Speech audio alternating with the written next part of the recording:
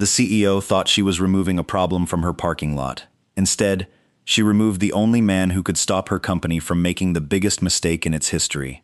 Less than an hour later, her boardroom was in complete panic. Every executive was asking the same question. Where's the man whose truck we just had towed? But by then, Eric Nee had already disappeared.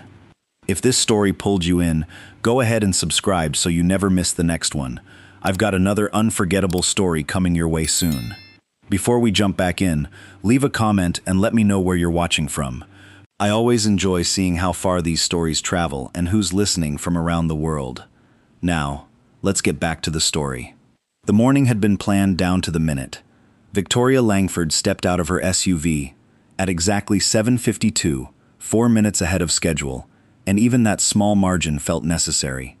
In 6 hours, Langford Dynamics would either close the largest acquisition in the company's history or watch 2 years of negotiation collapse in front of a room full of investors who'd flown in from 3 time zones to watch it happen. She'd checked everything twice: the board packets, the presentation deck, the seating chart, arranged so the skeptics sat where she could see their faces. What she hadn't planned for was the truck. It sat in the 3rd row of executive parking, a Ford F-150 with a decade of weather on its paint and a dent above the rear wheel well that had never been fixed. Beside it stood a man loading a hand truck with a metal case, moving with the unhurried efficiency of someone who'd done this 1,000 times. Victoria didn't ask who he was. She didn't wonder why he was there. She looked at the truck the way she looked at a typo in a press release, something that shouldn't exist in her line of sight, and turned to the security officer trailing a half-step behind her. "Whose is that?" "Not sure, ma'am. Contractor, probably." "Tow it." She said it the way she said most things that morning. Fast, certain, already 3 thoughts ahead. Then she walked toward the entrance without waiting to see it done. Eric Nee heard the tow truck before he saw it. He recognized the sound, the low diesel idle, the hydraulic whine of a flatbed lowering. From years of watching other people's mornings get worse in parking lots exactly like this one. He didn't think it was for him. He had a badge from the front desk, a work order signed an hour earlier, and a calibration system that needed to be in the engineering wing before 9. He'd triple-checked the visitor lot assignment before he parked. It wasn't until the driver walked straight past 2 empty spaces toward his truck that he understood. "Sir, I'm going to need you to step back. That's my vehicle." "I hear you. Company's ordered a tow. Says you're in executive parking."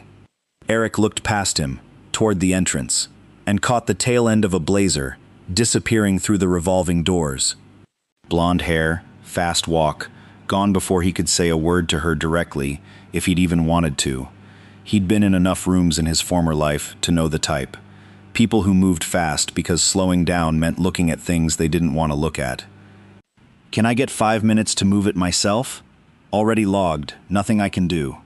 Eric nodded once, the way he did most things now, without argument, without a scene. He'd learned a long time ago that the fastest way through a bad morning was to not add to it. He signed the release form the driver handed him, watched the chains tighten around the frame of a truck he'd paid off 2 years early so his daughter wouldn't grow up watching him carry debt the way he'd once watched his own father carry it. Langford Dynamics. Then he picked up the calibration case, checked the time, and kept walking. He had a job to finish and a daughter to pick up at 3:15, and neither of those things cared what had just happened to his truck. The truck wasn't old because Eric couldn't afford new. It was old because he'd made a decision 8 years earlier, standing in a hospital corridor at 4 in the morning, that he'd spend the rest of his life building things that lasted instead of things that impressed people. A house that was paid for, a truck that ran, a daughter who never once had to wonder if her father would be there in the morning.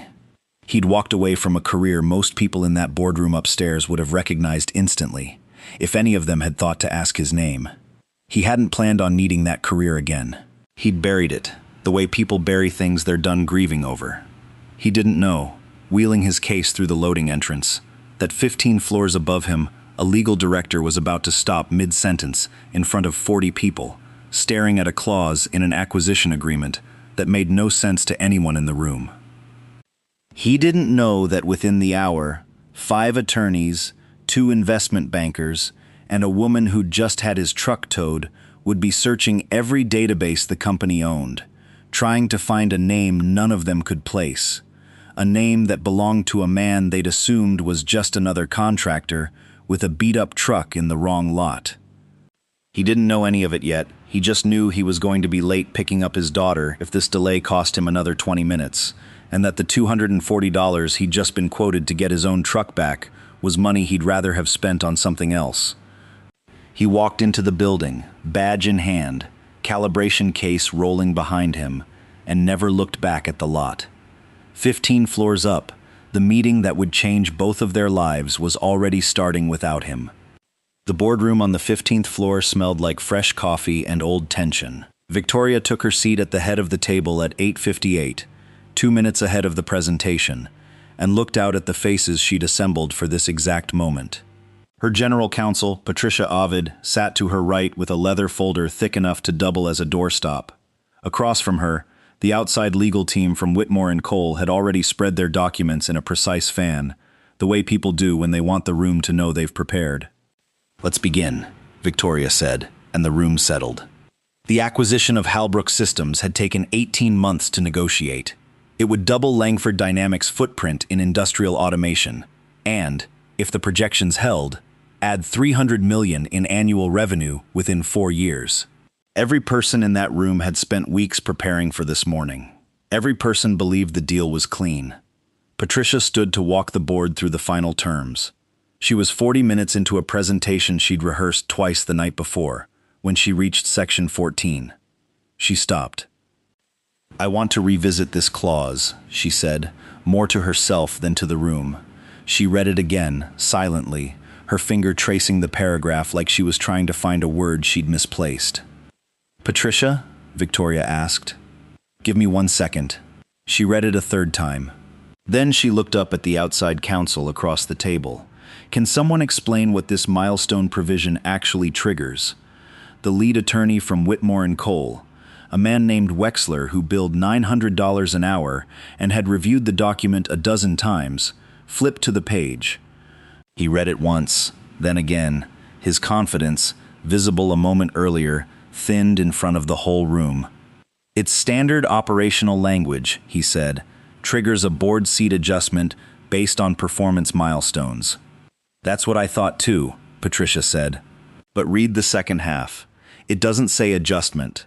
It says reallocation, tied to a formula that references 3 other sections. I've cross-referenced it twice, and I can't tell you what the actual voting math looks like 2 years from now." The room went quiet in the particular way rooms go quiet when everyone realizes they've been nodding along to something nobody fully understood. For the next hour, it fell apart slowly. The CFO ran numbers and got 3 different outcomes, depending on how he interpreted a single subordinate clause.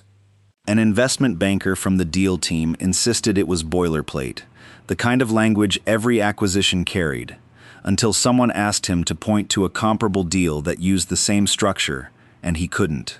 2 independent directors who'd said almost nothing all morning started asking sharper questions, the kind that made the outside attorneys shift in their seats. Victoria sat through all of it, watching the confidence drain out of a room she'd spent months filling with the most expensive expertise money could buy.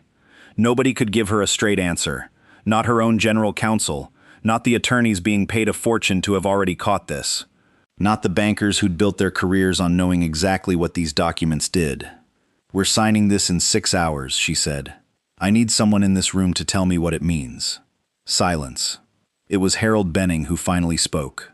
He'd been with the company almost 30 years, a compliance officer 2 years from retirement who rarely said much in these meetings anymore. He'd been staring at the clause for the last 10 minutes without saying a word. "I've seen this before," he said quietly. Every head turned. "Not this deal. This structure. Years ago, must be close to a decade now, I sat in on a governance conference downtown.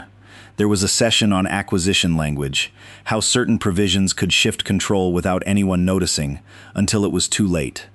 The presenter broke down a case almost identical to this. Same layered formula, same delayed trigger. He tapped the page.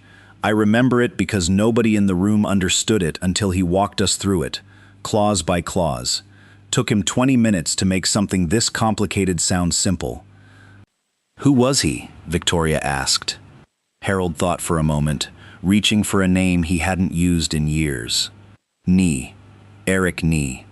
He was one of the best forensic compliance minds in the field back then. Companies used to fly him in, just to stress test their agreements before signing anything. Then he just disappeared. I heard he stepped away from the industry entirely. Personal reasons, I think. Victoria felt something settle in her chest, cold and immediate, like a door closing somewhere she couldn't see. "Eric Nee," she repeated. "You know him?" She thought about the truck, the dent above the wheel well, the man standing beside it who hadn't argued, hadn't raised his voice, had just watched his vehicle get chained to a flatbed and walked away like it was nothing. She thought about the badge he must have carried, a work order, a reason to be in that lot that had nothing to do with disrespect and everything to do with a job she'd never bothered to ask about. "I might," she said, standing so fast her chair rolled back against the credenza. "We're postponing the vote." The room erupted immediately. Wexler started talking about investor expectations. The CFO reminded her that the sellers had given a narrow window before other buyers would be invited back to the table. Patricia asked, more gently, if she was certain. Victoria was already halfway to the door. "Find out everything you can about a contractor who was on site this morning," she said to her assistant, phone already in hand. "Calibration systems, engineering division. I need a name." She didn't wait for an answer.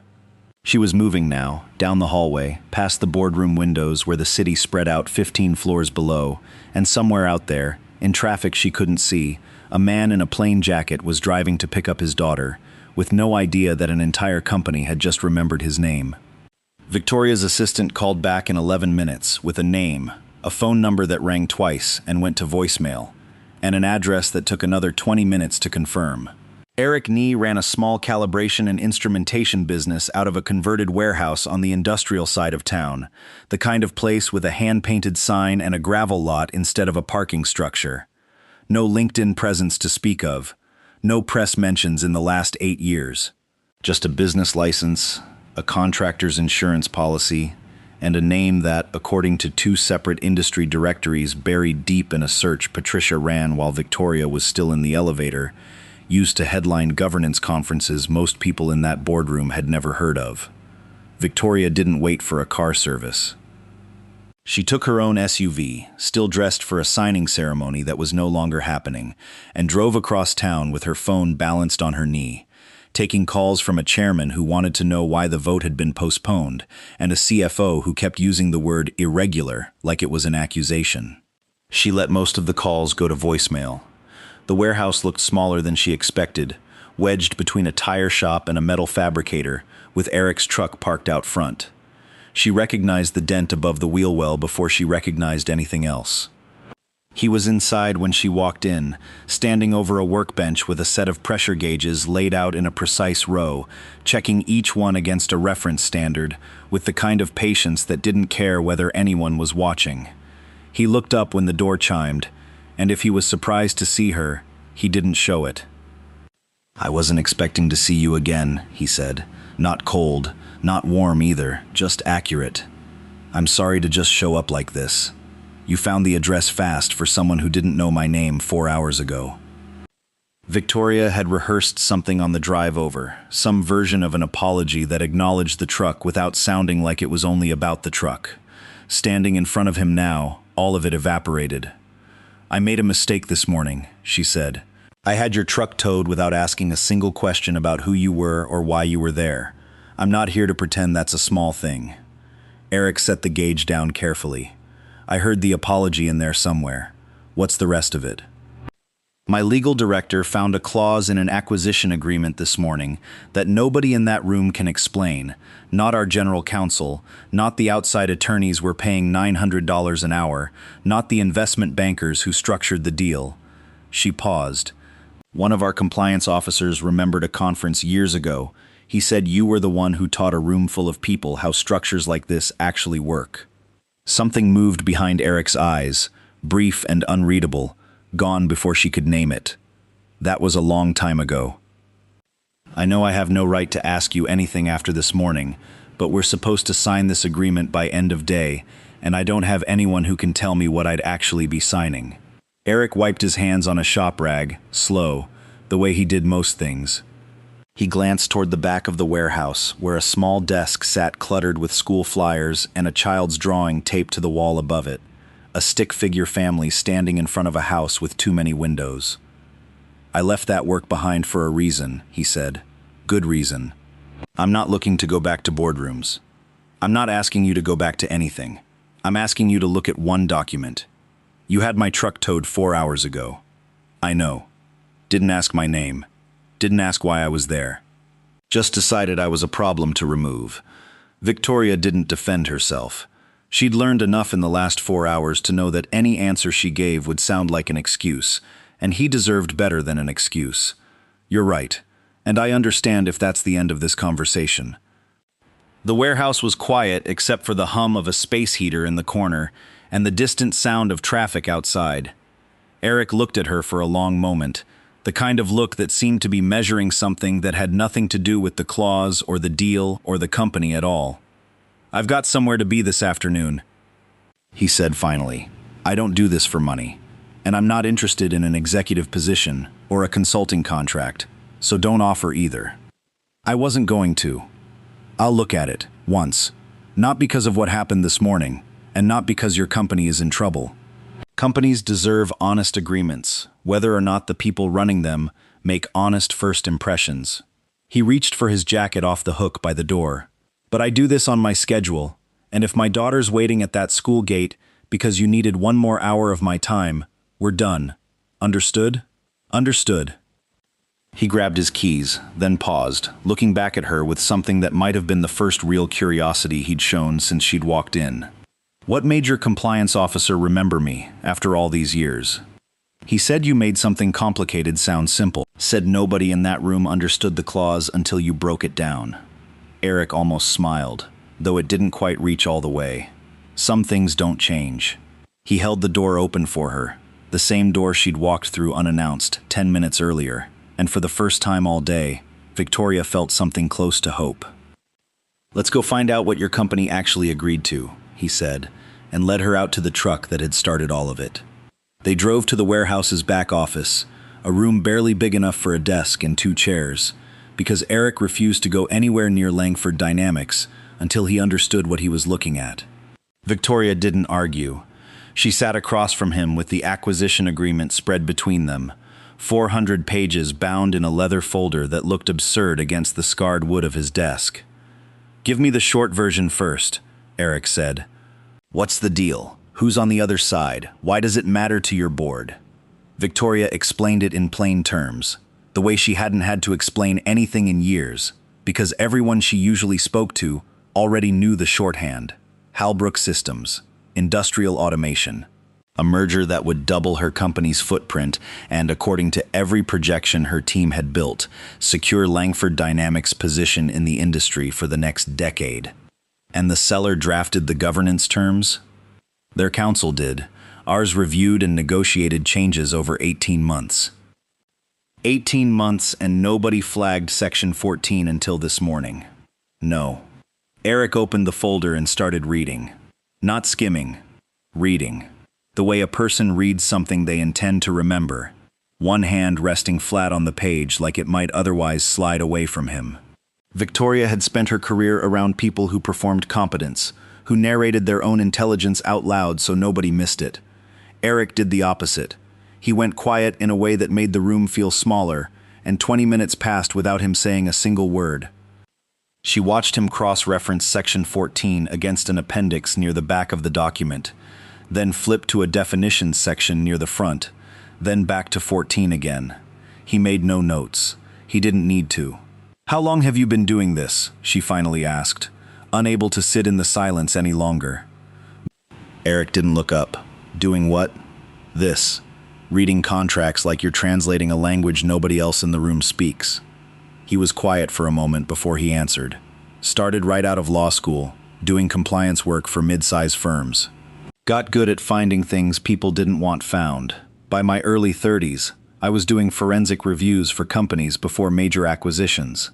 The kind of work where you're brought in specifically to find the thing everyone else missed. He turned another page.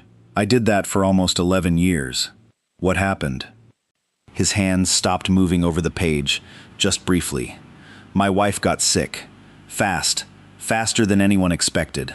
I was flying to a different city almost every week back then, sometimes two. When she needed me, I wasn't reachable half the time, and even when I was 3,000 miles away. He turned back to the document. She died 8 years ago. My daughter was 3. Victoria didn't say she was sorry, because she sensed he'd heard that sentence enough times that it had worn smooth and meaningless. She just let him keep going, or not. I had a decision to make, Eric said. Keep doing the work I was good at. Keep being the person companies flew across the country to fix their problems. Or be the father who picked his daughter up from school every day and never missed another one of her mornings. I picked the second one. Sold my stake in the firm I'd built. Nobody in that industry ever really understood why I walked away at the top of it. He shrugged, a small, private motion. I didn't need them to understand. I needed to be home. So the calibration business was never a fallback. It was a choice. I like the work. It's honest, it's steady, and it lets me be at that school gate at 3:15 every day without fail. He finally looked up at her. I didn't lose anything walking away from what I used to do. I gained the only thing that ever actually mattered to me. Victoria sat with that for a moment, thinking about her own mornings. The 6 a.m. calls, the dinners eaten at her desk, the version of leadership she'd built that left almost no room for anything outside the company walls. She thought about how easily she'd looked at a man standing beside a truck and assumed she understood the whole of his life in 4 seconds. Eric went back to the document. Another 10 minutes passed. He flipped between 3 sections now, moving faster, his jaw tightening in a way she hadn't seen since he'd first opened the folder. You said everyone in your boardroom reached different conclusions about this clause. Nobody could agree on what it actually did. That's because it's not designed to be understood in isolation. Nobody's supposed to read Section 14 next to Section 31, next to the definitions appendix, and connect all 3 at once. It's built to look ordinary from any single angle. He tapped the page 3 separate places in quick succession. Whoever wrote this knew exactly what they were doing. Meaning what? Eric closed the folder slowly, the way a person closes something they wish they hadn't had to open. He sat back, and for the first time since she'd walked into his warehouse, Victoria saw something in his expression that looked almost like concern. Not for himself, not for the company, but for what he was about to tell her. This isn't what you think it is, he said. This isn't a badly worded contract or an oversight your legal team missed under deadline pressure. He looked at her directly. This is engineered. Somebody on the other side of this table built a document that hands you a company on paper while quietly taking yours out from under you, 1 milestone at a time. And they did it well enough that 18 months of lawyers never caught it. Victoria felt the floor shift beneath the meeting she'd spent 2 years preparing for. Show me, she said. Eric turned the folder back around so it faced Victoria and slid it toward her, along with a legal pad he'd pulled from his desk drawer. I'm going to walk you through it the way I'd walk through it with anyone who didn't spend 18 months staring at this document and going numb to what it actually says. Stop me if I move too fast. Go. Section 14 is titled Post-Closing Operational Milestones. On its own, it reads like a standard performance clause. Hit certain revenue and integration targets over 3 years, and the board composition adjusts to reflect the combined entity's new structure. That's normal. Companies do that after mergers all the time, so the acquired side has a voice proportional to what they're bringing to the table. That's what our attorneys assumed. Right. Because on its own, it's reasonable. He flipped to a page near the back, marked by a sticky note he'd added while she wasn't watching. But look at the defined term, adjustment trigger, in the appendix. It doesn't reference Section 14 directly. It references Section 31, the Technology Integration Clause, which nobody would think to cross-check against a board composition clause, because on the surface they have nothing to do with each other. Victoria followed his finger down the page. I don't see the connection. That's the point. Section 31 requires Langford Dynamics to integrate Halbrook's proprietary automation software into your primary operating systems within 18 months of closing. Standard technology transfer language looks completely unrelated to governance.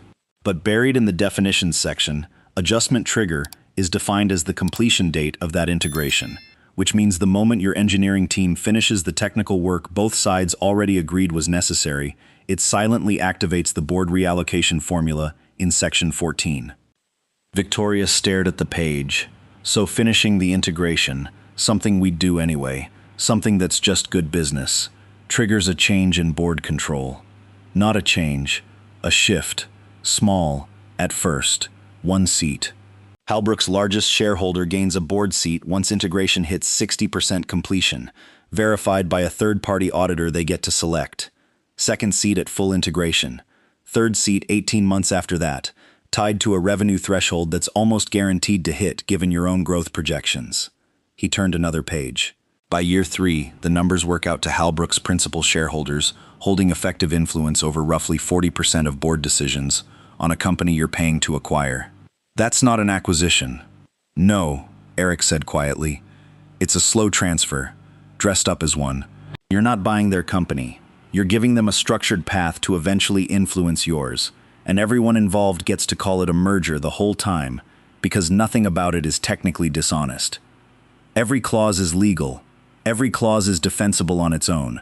It's only dangerous once you see how they connect. Victoria sat back, the weight of it settling slowly. 18 months of attorneys, 2 law firms, an investment bank. Nobody caught this. Because nobody was looking for it laid out this way. Most reviews check for risk within a section, not across sections that don't appear related on their face. Whoever structured this knew that. They knew your team would read Section 14 as routine and Section 31 as routine, and never think to hold them up against each other. He set his pen down.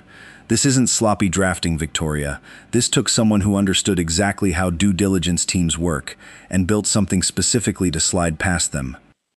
She was quiet for a long moment, running the timeline in her head. The 60% integration mark her own engineering team was targeting for month 14. The growth projections she'd presented to her own board with pride 3 weeks ago. Each one now looking less like an achievement and more like a tripwire she'd have walked over herself. Can you prove this? Not to me. To a room full of attorneys who are going to tell me I'm misreading it. Because agreeing with you means admitting they missed it. I can walk anyone through the same 3 documents I just walked you through. The language is there. It's not ambiguous once you see the connections. It's actually very precise. That's what makes it good work, if I can call it that. Nothing sloppy, nothing that reads as a mistake. Somebody spent real time on this. He looked at her directly. But I want to be clear about something before you take this back to that room. I'm telling you what the document says. What you do with that is yours to decide. I'm not walking into your boardroom to fight this battle for you. I wouldn't ask you to. You might, eventually. People usually do, once they see how deep something like this goes. He said it without accusation, just experience talking. Victoria closed the folder and looked at the clock on his wall, an old analog piece that ticked louder than she expected in the quiet office. 2:50. She thought about the boardroom she'd left in chaos, the chairman who'd called her phone 4 times in the last hour, the signing ceremony that was supposed to have happened 2 hours ago, with champagne already chilling in the executive suite. I need to get back there, she said. But I need you to know what you just told me changes everything about how I walk into that room. Eric was already standing, reaching for his jacket. I understand, but I've got somewhere to be at 3:15, and that doesn't move for board meetings. He held the door for her, same as before. Whatever you decide to do with what I just showed you, do it because it's right, not because you're angry at how you found out. Anger makes people sloppy. You don't have room to be sloppy right now. Victoria walked out into the afternoon light, the folder heavy under her arm, already rehearsing the words she'd need to stop a boardroom full of people from signing away the very thing she'd promised to protect. Victoria walked back into the boardroom at 4:40, 40 minutes later than she'd promised, and found the room exactly as tense as she'd left it. Wexler was on his second cup of coffee. The CFO had his laptop open to 3 different spreadsheets, none of which had helped him reach a conclusion. Patricia looked up first, reading something in Victoria's face before she'd even said a word. "Talk to me," Patricia said. Victoria set the folder on the table, along with the legal pad Eric had let her keep. 3 pages of his handwriting connecting Section 14 to Section 31 to a definitions appendix nobody had thought to cross-reference. Section 14 doesn't do what any of us thought it did.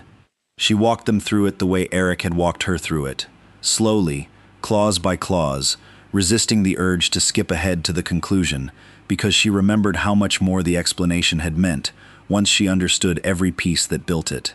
By the time she reached the board reallocation formula and what it would mean by year 3, the room had gone as quiet as it had that morning. Wexler was the first to push back, the way she'd expected him to. "This is one interpretation. We'd need to have our own team verify this reading before we—" "Verify it with who?" "You had 18 months and you missed it.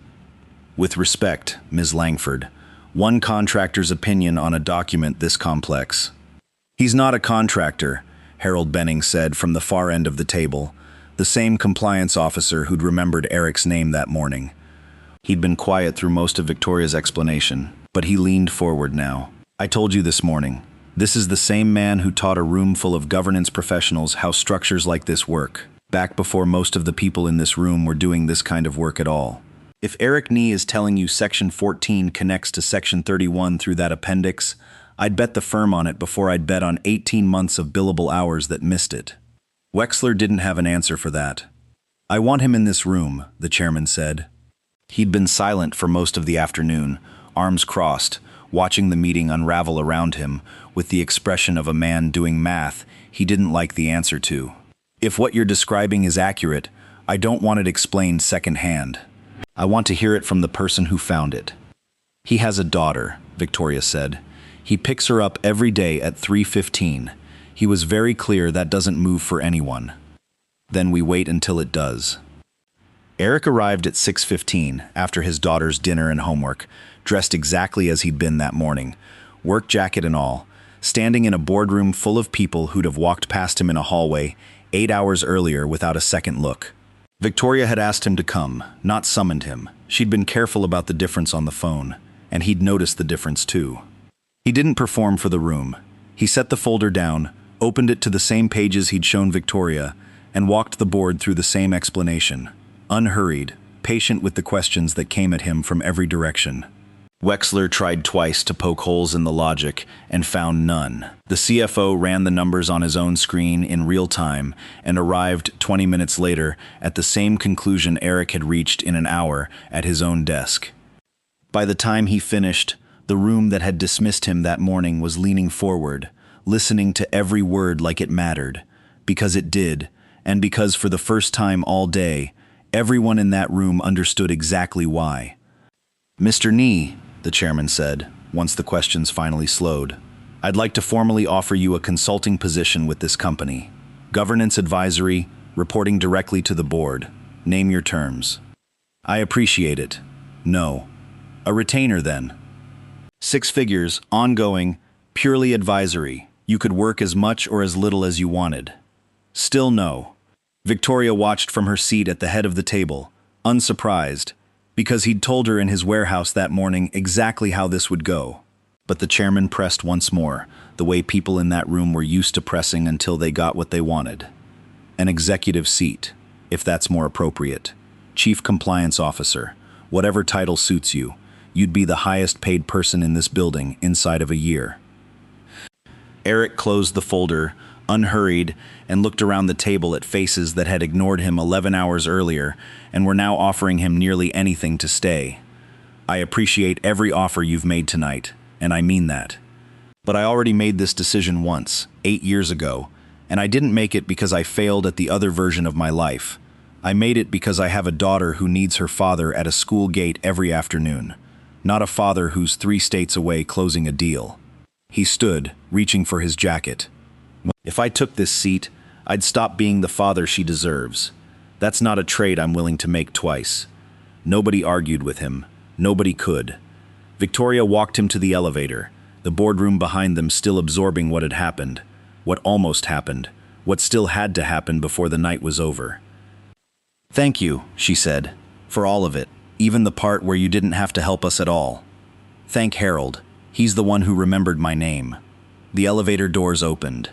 You've got a harder conversation ahead of you than the one we just had. I know. The board vote. Tomorrow morning, Victoria said. I'm going to walk in and tell them we're not signing. Eric nodded once, stepping into the elevator. Then I hope they listen to you, the way they just listened to me. The doors closed, and Victoria turned back toward the boardroom, toward the vote that would decide whether 2 years of work ended in a signature or a withdrawal, and toward a version of leadership she was only just beginning to understand. The full board convened at 9 the next morning, and this time there was no ambiguity about why. Word had traveled overnight, not officially, but the way it always does in a company that size, through assistants who'd overheard calls and directors who'd texted each other after the emergency session ran past 10. By the time Victoria walked into the room, every board member already knew something had gone wrong with the Halbrook deal. What they didn't know was what she planned to do about it. The investors were there too, seated along the back wall at the chairman's insistence. 3 men from the fund that had backed Langford Dynamics expansion plans 2 years earlier and had been counting on this acquisition to justify their position. Victoria had met with each of them privately over the past 18 months, walked them through every projection, made promises about timelines she'd believed completely at the time. She stood at the head of the table without notes. Yesterday morning, this board discovered a governance structure buried inside the Halbrook acquisition agreement that our legal team, our outside counsel, and our investment bankers all missed across 18 months of review.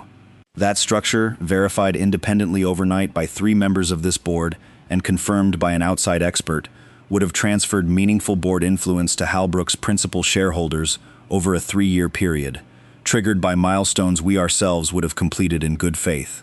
She let that sit for a moment before continuing. We're withdrawing from the acquisition. The room didn't erupt so much as it seemed to inhale all at once. One of the investors, a man named Falk, who'd flown in from New York the day before, expecting champagne, was on his feet before Victoria finished her sentence. You're walking away from a deal we've spent 2 years and $40 million structuring based on one afternoon's discovery? I'm walking away from a deal that would have quietly handed away control of this company under language we all thought we understood and didn't. Have the sellers been given a chance to respond, to clarify intent? We contacted Halbrook's counsel last night, Patricia said, stepping in beside Victoria. They've offered to revise the language in sections 14 and 31. Then revise it, Falk said. Fix the wording, close the deal. That's a negotiation, not a withdrawal. Victoria had expected this exact argument, had spent part of the previous night anticipating it, because it was the reasonable position, the one that let everyone save the deal and their pride at the same time. She'd almost believed it herself, until she called Eric that morning to tell him the sellers wanted to revise. Don't confuse better wording with different intentions, he'd said. Someone built that structure on purpose. A new draft tells you they're better at hiding it, not that they've stopped trying. I considered that, Victoria told the room. I called the person who identified the issue and asked him the same question you're asking me. He pointed out something I hadn't considered. That revised language doesn't tell us the intent behind the structure has changed. It tells us the other side knows they were caught, and now they know exactly what to hide better next time. That's speculation, Wexler said, though with less conviction than he'd shown the day before. It's caution, Victoria said. And after 18 months of missing something this significant, I think this company has earned the right to be cautious. The chairman spoke for the first time since the meeting began, his voice carrying the weight it always did when he chose to use it. I want to hear from Halbrook directly, before this board votes on anything. Victoria, can you get their CEO on a call this morning? She could, and did. Halbrook's chief executive, a composed man named Thorne who'd negotiated the deal himself, listened to Victoria's explanation over speakerphone with the practiced patience of someone who'd anticipated pushback somewhere in the process, just not this particular kind. I understand the concern, Thorne said, and I want to be direct. Our legal team drafted standard post-merger integration language. If it reads as more aggressive than intended, we're happy to soften it. We can have revised terms to you by end of week." "That's the offer," Victoria said, once she'd muted the call to address the room. "Softened language, same structure, delivered fast enough that we sign before anyone has time to look too closely a second time." Silence settled over the table as that landed. "They're not denying the structure exists," one of the independent directors said quietly. "They're offering to make it less visible." "That's how I read it too," Victoria said. She unmuted the call. "Mr. Thorne, I appreciate the offer, but we're not interested in revised language. We're withdrawing from this agreement in its current form and any subsequent form that preserves the same underlying structure." There was a pause on the other end, longer than the silence in the room itself. "You understand this ends the negotiation entirely." "I understand exactly what it ends." The call disconnected without further comment, and Victoria turned back to face the board, the investors along the back wall, the attorneys who'd spent 18 months on a deal that no longer existed. "I'm asking this board to formally withdraw from the Halbrook acquisition, effective immediately, and to authorize a public statement citing governance concerns discovered during final review." Falk was still standing. "The market's going to punish this stock the moment that statement goes out." "You know that." "I do. And you're doing it anyway. I'd rather explain a stock dip to shareholders than explain 2 years from now how a third of this company's board ended up answerable to people who structured that outcome into 400 pages nobody read closely enough." The vote, when it finally came, wasn't unanimous. 2 directors abstained, unwilling to commit either way under investor pressure they'd have to answer for later. But the majority stood with her, and by 11 that morning, Langford Dynamics had formally withdrawn from the largest acquisition in its history, on the word of a woman who'd spent the previous day learning exactly how much she didn't know, and a man who'd spent 8 years choosing not to be in rooms like this one at all. The stock dropped 6% the day the withdrawal statement went out, exactly as Falk had predicted, and for 3 days Victoria fielded calls from analysts asking variations of the same question: what governance concerns, specifically, and why now, after 18 months of silence on the deal's structure? She gave the same careful answer each time, that a routine final review had identified provisions inconsistent with the company's long-term interests, and let the ambiguity do its work, because the full explanation belonged to her board first and the public second, if at all. Behind the scenes, the real verification began immediately. Patricia hired an independent governance firm out of Chicago, a group with no connection to either company, and gave them the same 2 sections Eric had flagged without telling them what conclusion to reach. They took 9 days. Their report arrived without hedging.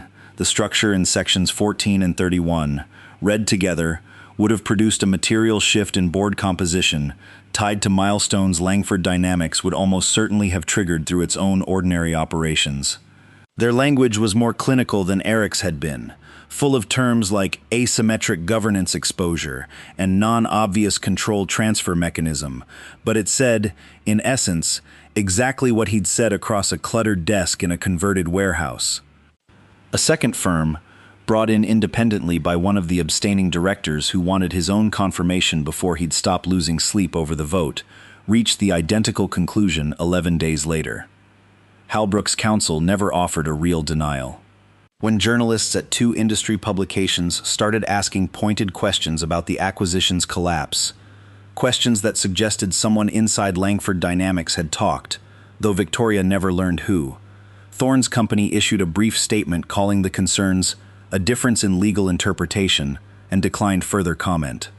They quietly pulled out of 2 other pending negotiations in the following month, deals that, according to a piece in an industry trade journal Patricia forwarded without comment, involved strikingly similar post-merger integration language. By the end of that month, the stock had recovered past where it stood before the announcement, buoyed less by any single event than by a slow accumulation of confidence. Analysts noting that a company willing to walk away from $40 million of due diligence rather than sign a flawed agreement was, whatever else it was, not a company likely to make the same mistake twice. One columnist wrote that Victoria Langford's decision would probably end up as a case study in business schools within 5 years. either as an example of caution rewarded or caution that cost a company its biggest opportunity. Nobody yet knew which. Victoria read most of the coverage.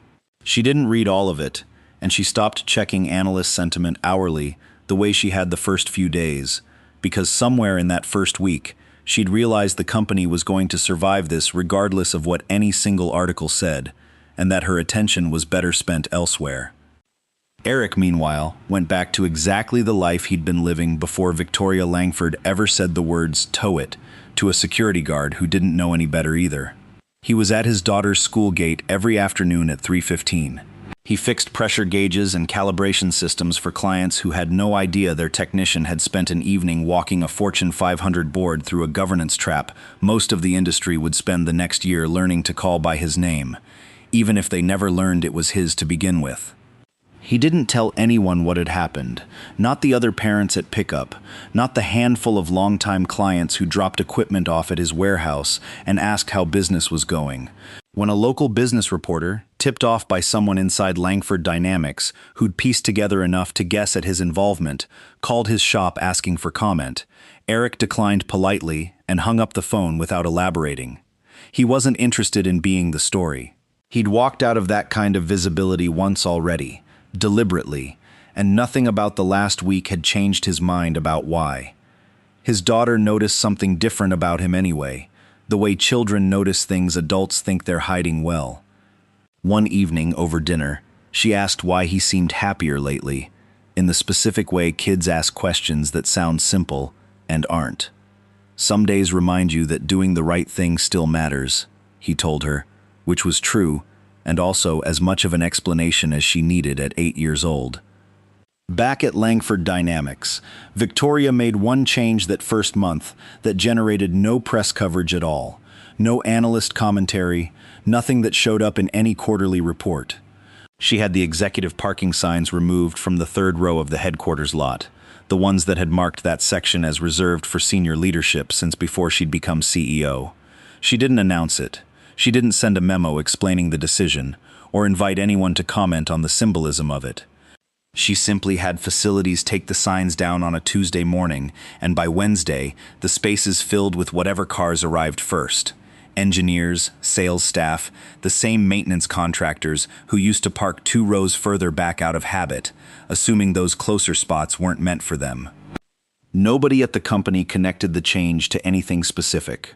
A few employees mentioned it in passing, pleasantly surprised at the extra convenience, and moved on with their day. Victoria never explained it to anyone, because the explanation wasn't really the point. She hadn't taken the signs down to make a statement to her staff.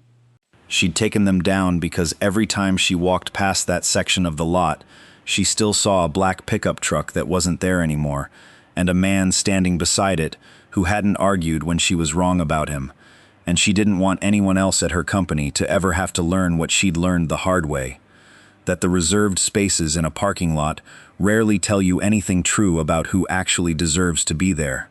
The parking signs were the first change. They weren't the last.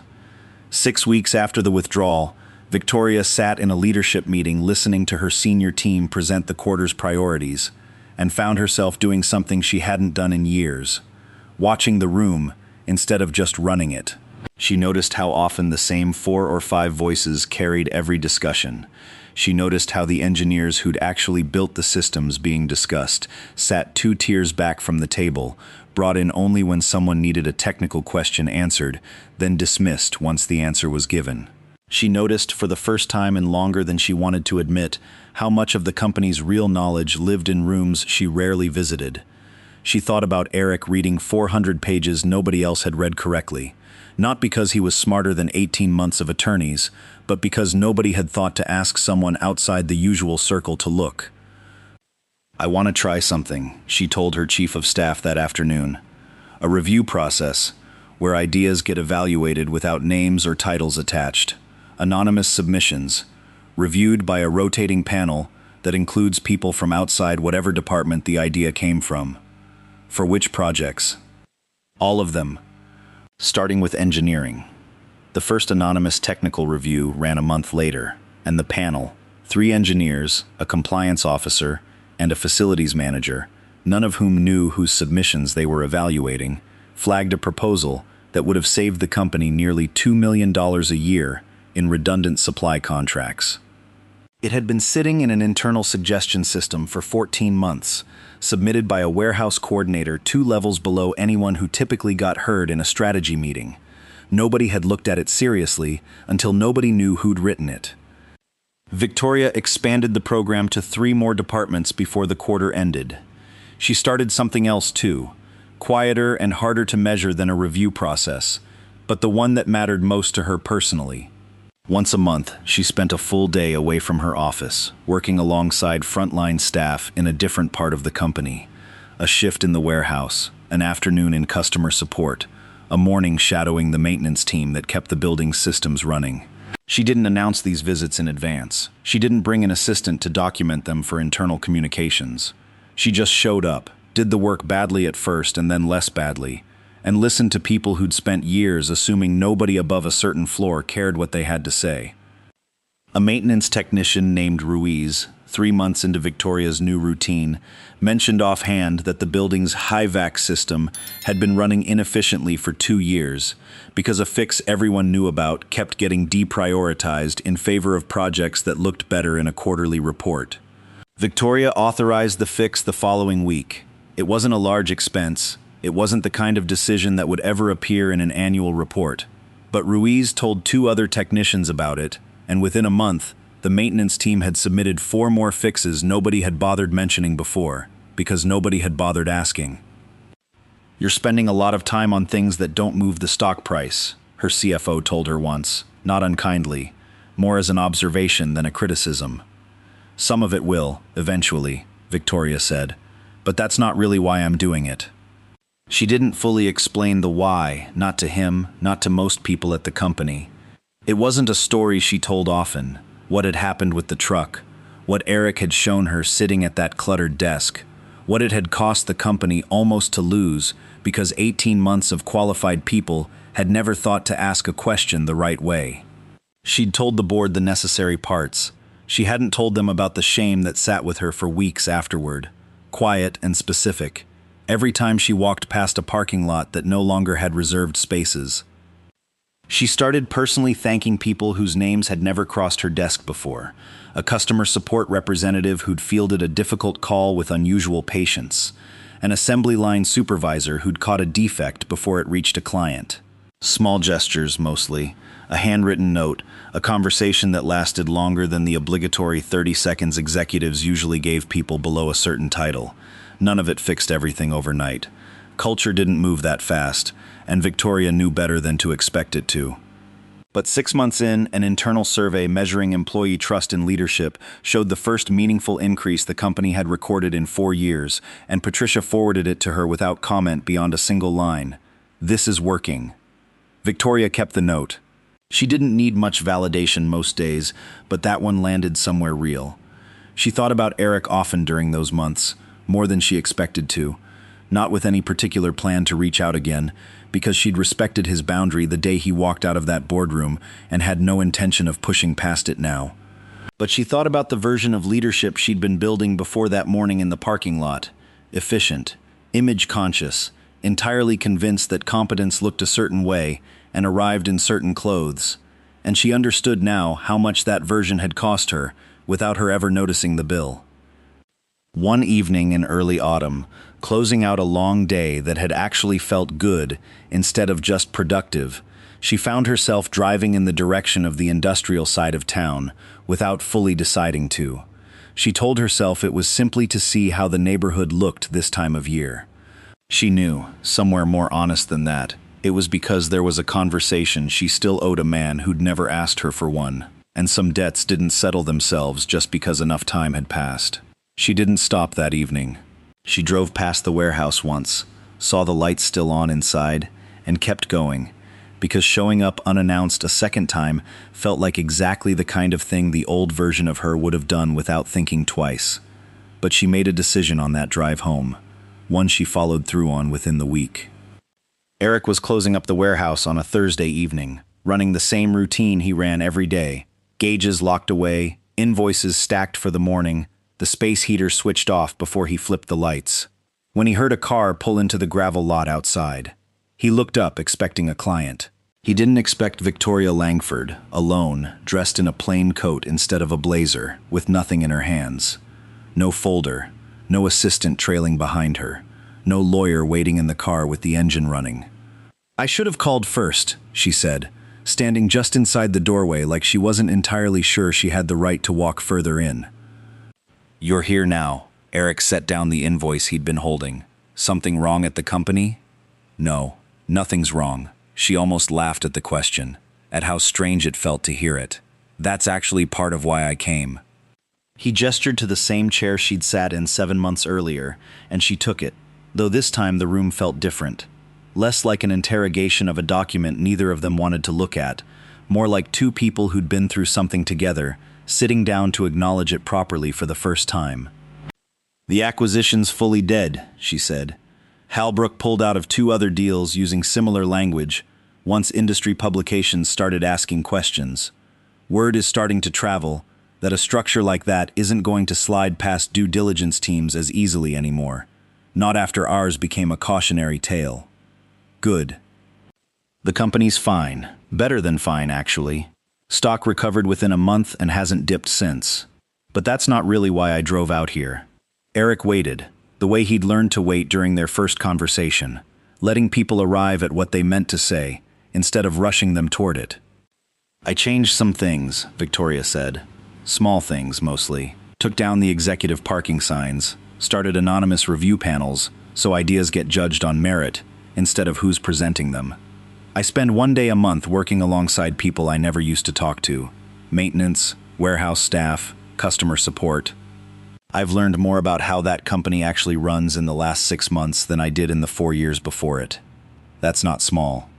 It didn't feel like much at first, but an employee trust survey came back a few weeks ago, with numbers we haven't seen in years, so I suppose it added up to something." She paused, looking down at her hands before meeting his eyes again. "I wanted you to know that, not because I need credit for it, and not because I'm looking for anything from you.